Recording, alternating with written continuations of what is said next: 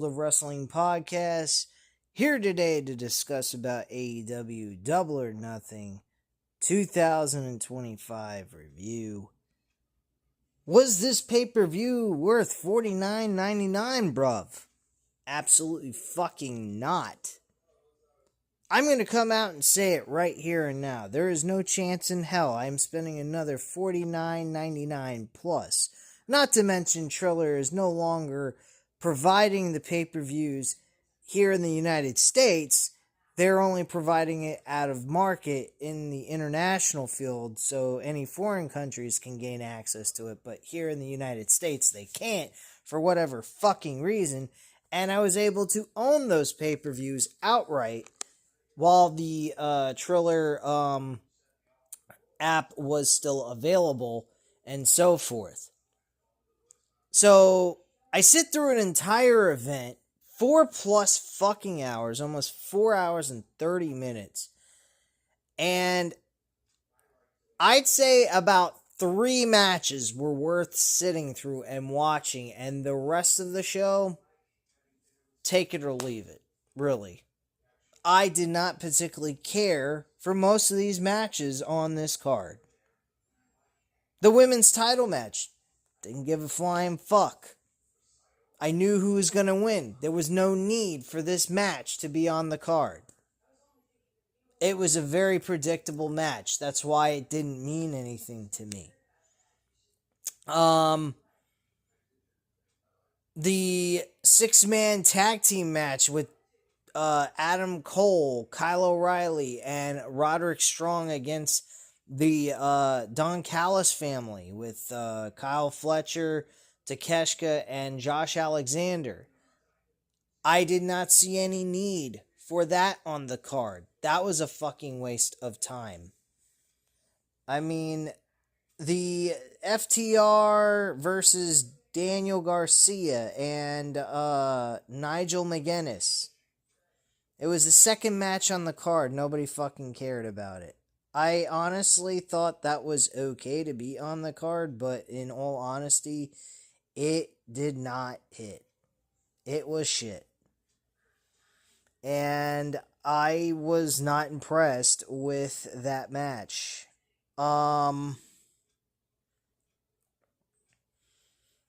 Ricochet and Mark Briscoe in a stretcher match, which was also including an ambulance as well. Big deal. Very predictable match. Very entertaining match, though. It was pretty physical. I did enjoy the physicality of that match, but other than that, who gives a shit? Hurt Syndicate with Bobby Lashley and Shelton Benjamin defending the AEW Tag Team titles against Dustin Rhodes and Sammy Guevara.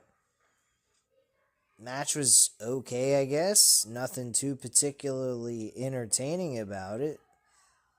There was a little bit of kind of like disagreement between MJF and Bobby Lashley at some point, but then they came to an agreement and got on the same page. Bobby Lashley smiled at MJF, and MJF smiled back.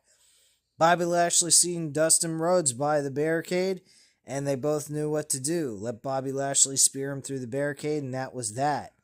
And Shelton Benjamin finished off Sammy Guevara with a super kick to the face and got the W to retain the tag team titles.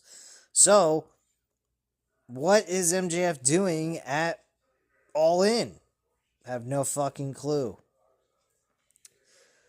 Mercedes Moné had a very predictable match, but a very, very good match with Jamie Hayter for the Owen Hart Foundation Cup Tournament Finals for the women.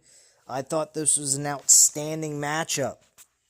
The match, I'll give it a 4 out of 5 stars. This was very entertaining action between these two ladies. FTR defeating Daniel Garcia and Nigel McGuinness. Again, this match went 22 minutes and 30 seconds. Who the fuck cared about this shit? I honestly didn't care. This could have been 10 minutes max. This was way too fucking long for my liking. I give it a 2 out of 5 stars. For Ricochet versus Mark Briscoe. This wasn't terrible, but I mean, it wasn't something you have to go back and watch and whatnot. Was it a great event or what have you? I don't think it was all that big of a deal, honestly. Um, but yeah, Ricochet beat Mark Briscoe in a stretcher match that was also linked up with an ambulance involved with this match as well. Pretty physical action though, I'd have to say, like I said before. I'd give this match a 3 out of 5 stars. It wasn't terrible at all. Hurt Syndicate, like I mentioned, Bobby Lashley and Shelton Benjamin defended the tag team titles against Dustin and Sammy Guevara. This match, I'd say, is a 2.5 stars out of 5. And Okada versus Speedball Mike Bailey. This match had no business being on the show. This could have been on Collision or Dynamite or something like that.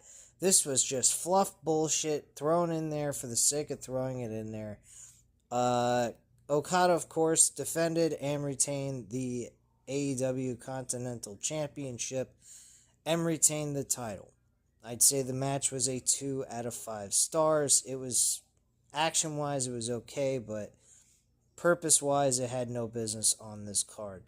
Timeless Toni Storm defending her women's championship against Mina Shirakawa.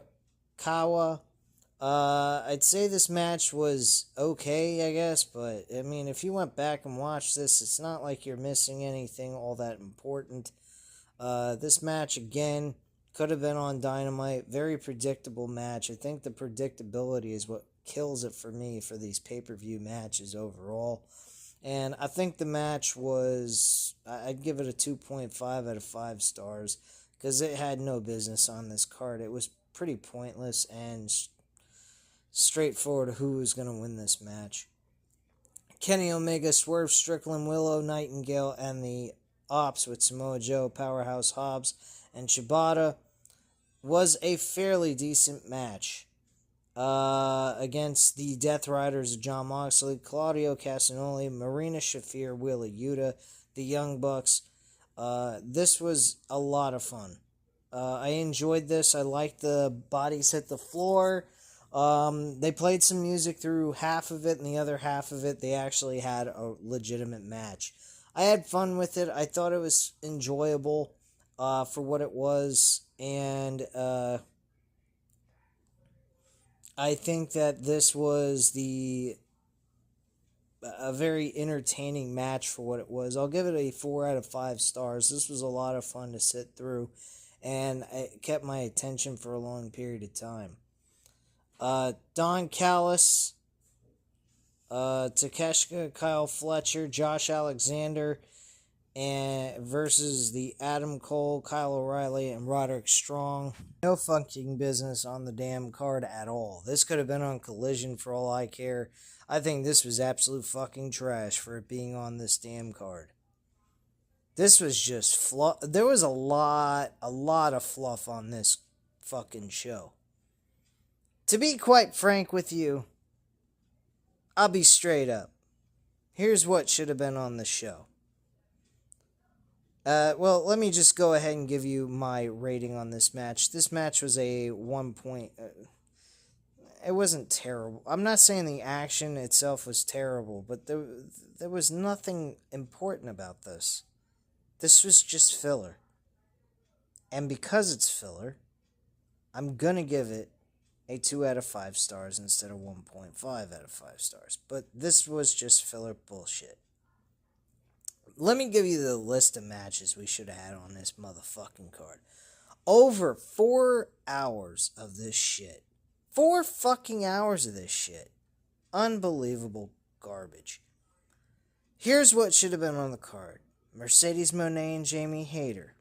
FTR, Daniel Garcia, Nigel McGuinness. Yeah, I'll even give them that. But the match should have been cut short. Ricochet and Mark Briscoe in that stretcher match. I'll even give it that. Hurt Syndicate defending the tag team titles against the Sons of Texas. I'd give it that. And I'm just being generous here, because a lot of people would say that match belongs on a fucking Dynamite episode. Okada and Speedball Mike Bailey? Fuck no. Tony Storm and Mina Shirakawa? No. That match shouldn't have been on here either. And neither should the Don Callis family match against the Paragon trios in a trios match should have been on this card.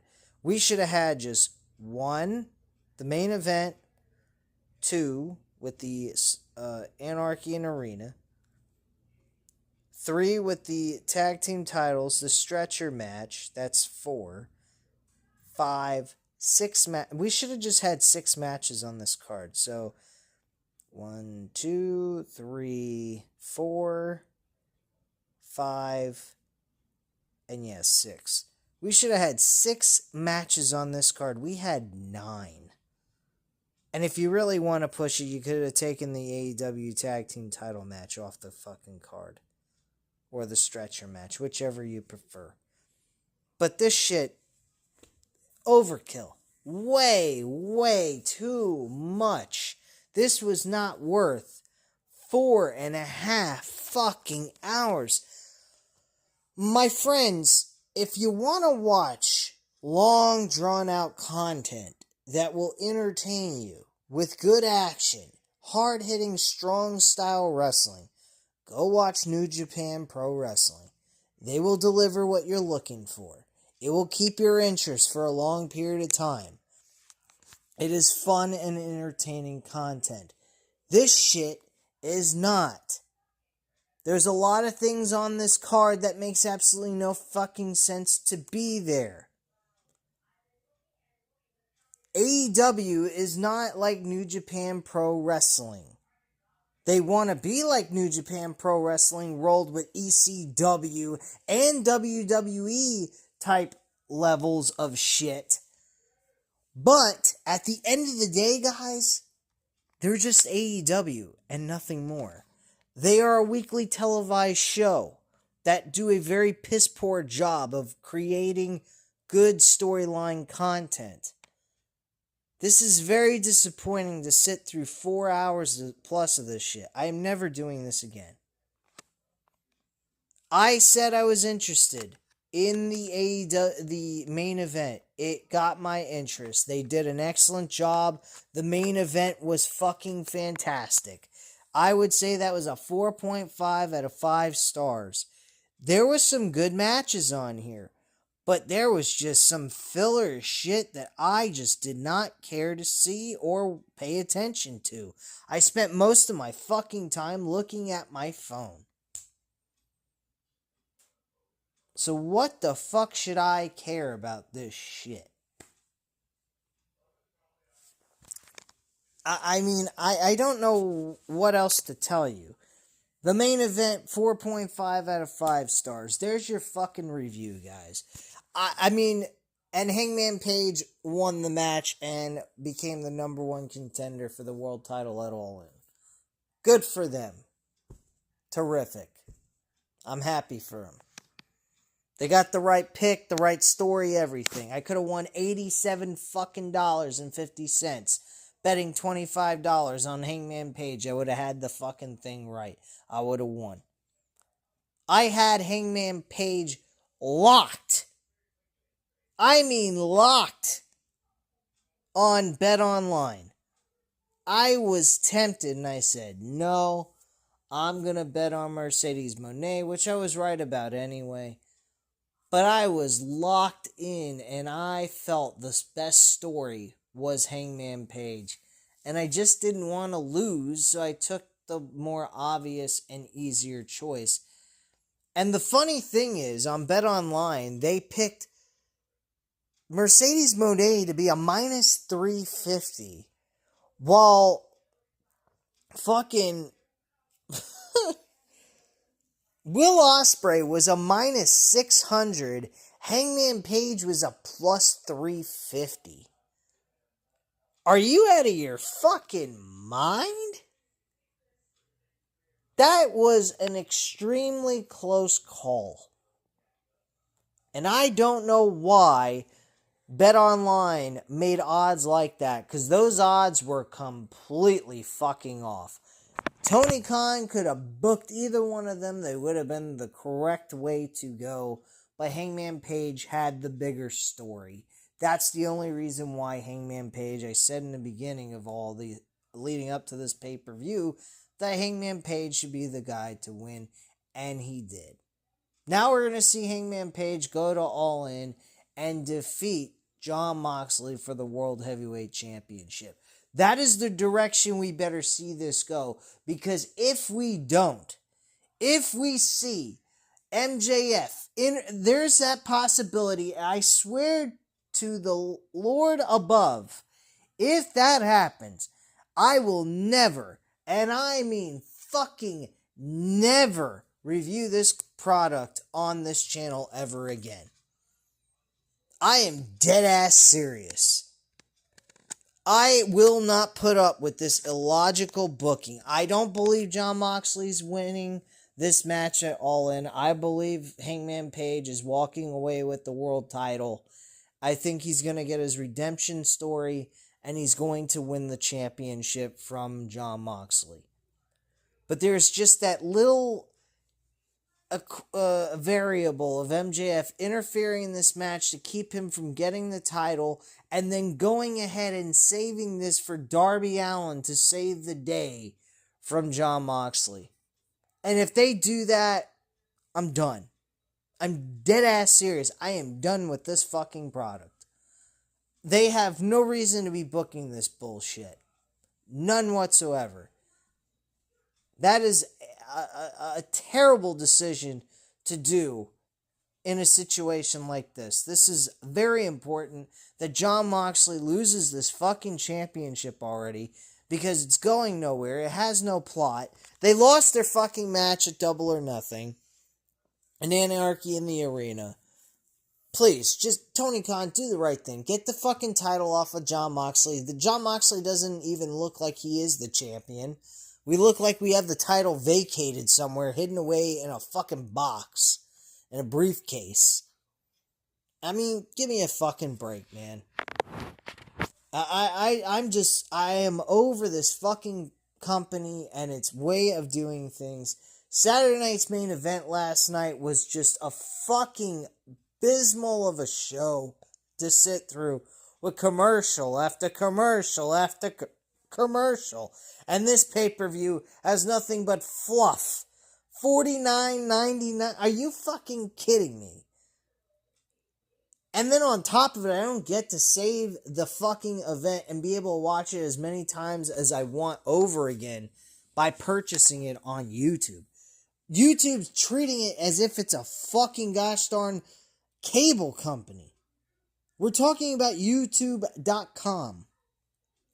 You get a one-time view. And then on top of it, they charge you extra fees, which mine was at $56. What a fucking ripoff. At least on BR Live and Triller TV, you could get it at the exact price that they're charging you at, no extra fees applied. And you sit through, you enjoy the show, and you can go back and watch it if you want to. I'm lost.